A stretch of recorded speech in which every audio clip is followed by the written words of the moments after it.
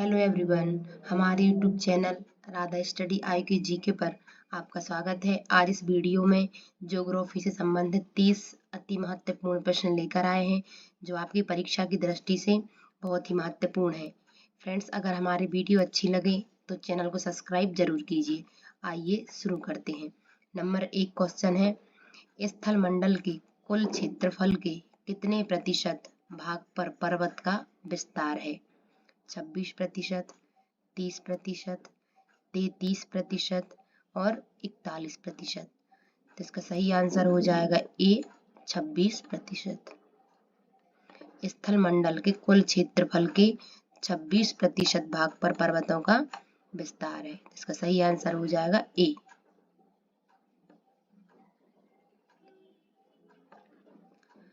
पर्वत की गणना किस श्रेणी के स्थल के रूपों में की जाती है? प्रथम श्रेणी, द्वितीय श्रेणी, तृतीय श्रेणी, इनमें से कोई नहीं। तो इसका सही ऑप्शन हो जाएगा बी, द्वितीय श्रेणी। पर्वतों की गणना है जो द्वितीय श्रेणी के स्थल के रूप में की जाती है।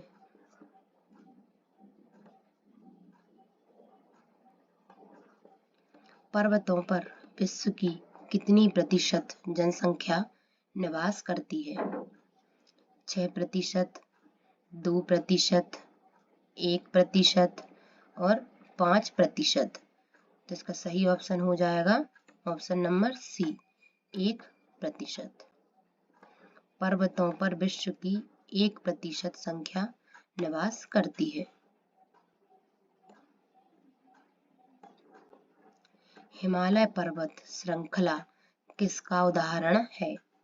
अवशिष्ट पर्वत, बलित पर्वत, ब्लॉक पर्वत, इनमें से कोई नहीं। तो हिमालय पर्वत श्रृंखला किसका उदाहरण है?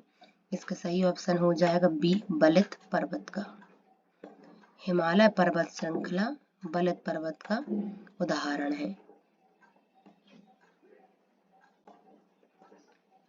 कौन सा पर्वत महाद्वीपीय जल विभाजक के रूप में जाना जाता है?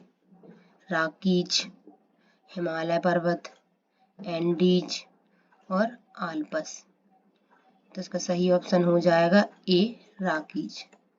राकीज पर्वत जो है वह महाद्वीपीय जल विभाजक के रूप में जाना जाता है। सही ऑप्शन हो जाएगा ए, राकीज।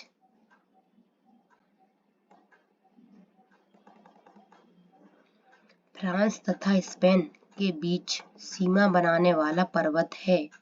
तो फ्रांस और स्पेन के बीच कौन सा पर्वत सीमा बनाता है? नंबर 1 पे है हिमालय, पेरिनीज, आल्प्स और जुरा। तो इसका सही ऑप्शन हो जाएगा बी, पेरिनीज।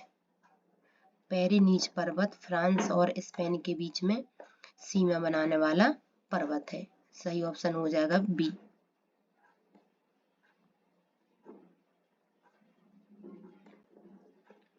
यूरोप में आल्प्स, उत्तरी अमेरिका में रॉकीज, दक्षिणी अमेरिका में एंडीज किसका उदाहरण है? विच्छेदित पर्वत, ज्वालामुखी पर्वत, ब्लॉक पर्वत और बलित पर्वत। तो इसका सही ऑप्शन हो जाएगा डी, बलित पर्वत। यूरोप में आल्प्स और उत्तरी अमेरिका में रॉकीज, दक्षिण अमेरिका में एंडीज किसका उदाहरण है? ये है बलित पर्वत का उदाहरण है।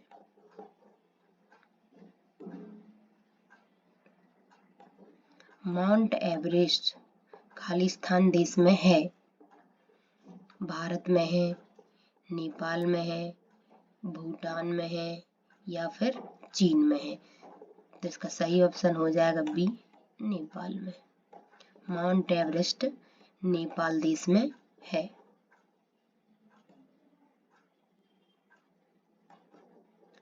कौन सी पर्वत श्रृंखला विश्व में सबसे बड़ी है?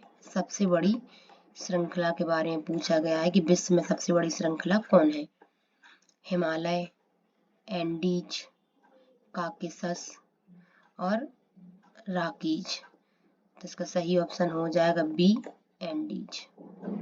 एंडीज पर्वत श्रृंखला विश्व में सबसे बड़ी श्रृंखला है। सही ऑप्शन हो जाएगा बी एंडीज। स्थल मंडल के कितने प्रतिशत भाग पर पठार का विस्तार पाया जाता है? 26%, 23%, 30% और 33%। तो स्थल मंडल के कितने प्रतिशत भाग पर पठार का विस्तार है? इसका सही ऑप्शन हो जाएगा डी 33%। स्थल मंडल के 33% भाग पर पठार का विस्तार है।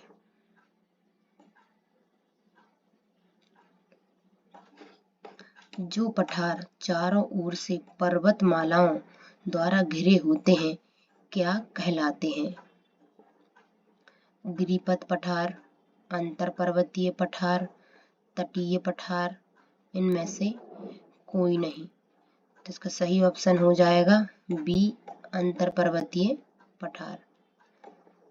वे पठार जो चारों ओर से पर्वतमालाओं द्वारा घिरे रहते हैं उनको अंतर पर्वतीय पठार कहा जाता है।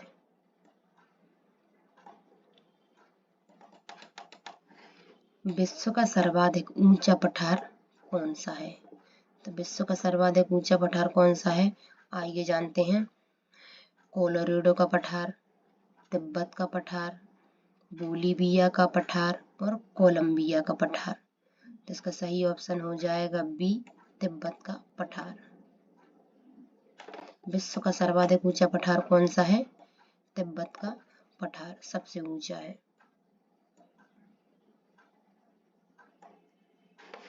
किस पठार को विश्व की छत कहा जाता है? पामीर का पठार, तिब्बत का पठार, बोलीविया का पठार, इनमें से कोई नहीं। तो इसका सही ऑप्शन हो जाएगा ए पामीर का पठार। पामीर के पठार को विश्व की छत कहा जाता है।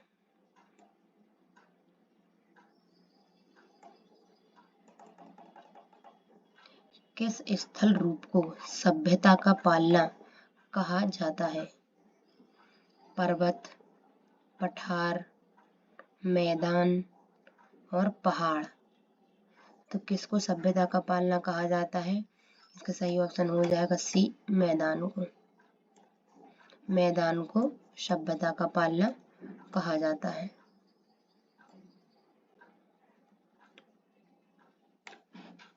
पर्वतों के उन प्राकृतिक अंतरालों को क्या कहा जाता है जो मार्ग बन जाते हैं? शिखर, टिब्बा, पठार और दर्रा। तो इसका सही ऑप्शन हो जाएगा डी दर्रा।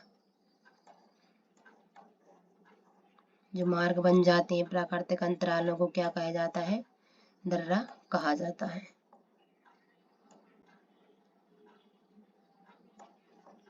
वायुमंडल का सर्वाधिक स्थायी तत्व है। तो वायुमंडल का सर्वाधिक स्थायी तत्व कौन सा है? नाइट्रोजन, जल वाष्प, ऑक्सीजन, कार्बन डाइऑक्साइड। इसका सही ऑप्शन हो जाएगा बी जल वाष्प। वायुमंडल का सर्वाधिक स्थायी तत्व कौन सा है? जल वाष्प है।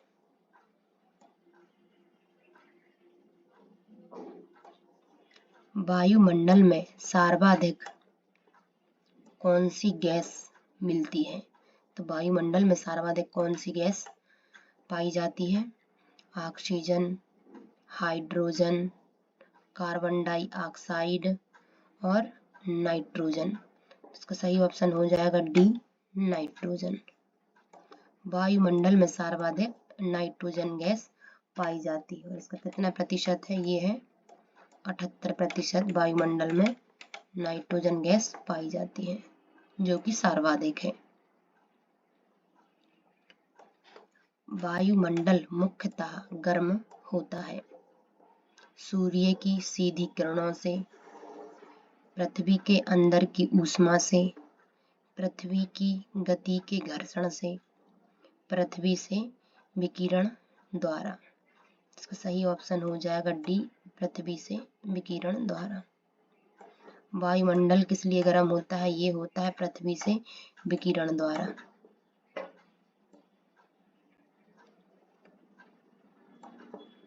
कौन सी गैस ग्रीन हाउस प्रभाव के लिए उत्तरदायी है?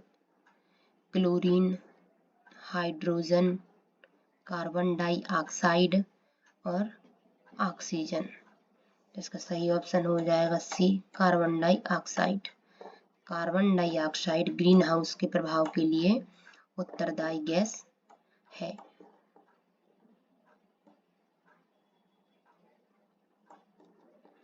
वायुमंडल में नाइट्रोजन का प्रतिशत है, तो वायुमंडल में नाइट्रोजन का प्रतिशत कितना है? 21%, 78%, 71% और 70%। तो इसका सही ऑप्शन हो जाएगा बी, 78%। वायुमंडल में सर्वाधिक नाइट्रोजन गैस पाई जाती है और इसका प्रतिशत कितना है? 78% है। ये अपन अभी ऊपर भी पढ़ चुके हैं, तो इसका सही ऑप्शन हो जाएगा बी, 78%। ओजोन परत मुख्यतः कहाँ पाई जाती है? समताप मंडल, मध्य मंडल, क्षोभ मंडल और बाह्य मंडल। तो इसका सही ऑप्शन क्या हो जाएगा? ए, समताप मंडल में। ओजोन परत कहाँ पाई जाती है? ये पाई जाती है समताप मंडल में पाई जाती है। हवाई जहाज प्रायः में उड़ते हैं? क्षोभ मंडल, समताप मंडल, मध्य मंडल और बाह्य मंडल। तो हवाई जहाज किस मंडल में उड़ते हैं? ये उड़ते हैं समताप मंडल में। सही ऑप्शन हो जाएगा बी, समताप मंडल में हवाई जहाज उड़ते हैं। या समताप मंडल में जो वातावरण पाया जाता है वहां पर ये हवाई जहाज उड़ाने के लिए बहुत ही अनुकूल है।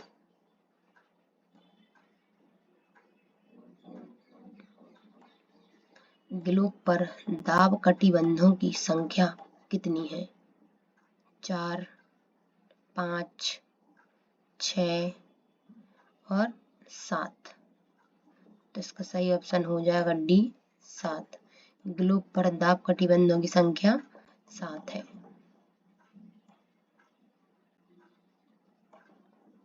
शांत पेटी किस रेखा के दोनों ओर पाई जाती है? मकर रेखा, भूमध्य रेखा, कर्क रेखा, इनमें से कोई नहीं। तो इसका सही ऑप्शन हो जाएगा बी, भूमध्य रेखा। शांत पेटी भूमध्य रेखा के दोनों ओर पाई जाती है।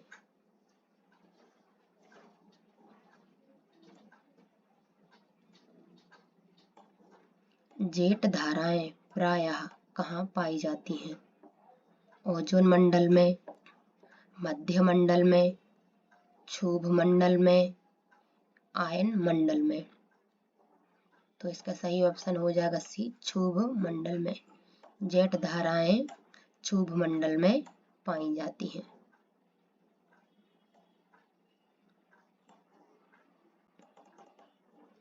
रेडियो की लघु तरंगें आयन मंडल की किस परत से परिवर्तित होकर धरातल पर आती हैं? एफ परत, ई परत, डी परत और एस परत। इसका सही ऑप्शन हो जाएगा ए, एफ परत। रेडियो की लघु तरंगें आयन मंडल की एफ परत से परावर्तित होकर धरातल पर आती हैं।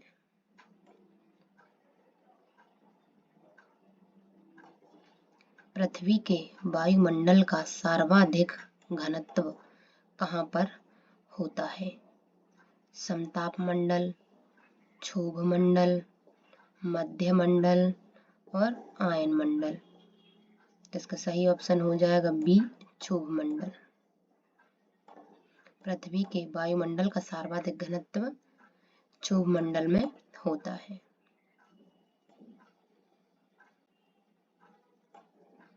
वायुमंडल की किस सतह से तापमान में बहुत अधिक उतार चढ़ाव नहीं होता है? समताप मंडल, क्षोभ मंडल, बाह्य मंडल, इनमें से कोई नहीं। सही ऑप्शन हो जाएगा ए, समताप मंडल में। वायुमंडल की समताप जो मंडल है इसके तापमान में बहुत अधिक उतार चढ़ाव नहीं होता है।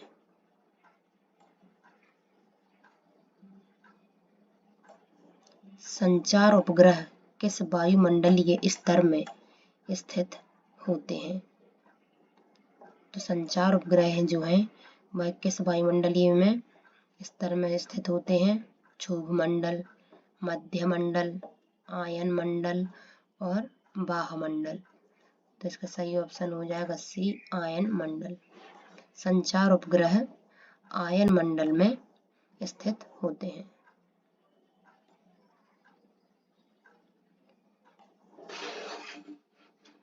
पृथ्वी की सतह से सबसे दूर वातावरणीय परत को क्या कहते हैं?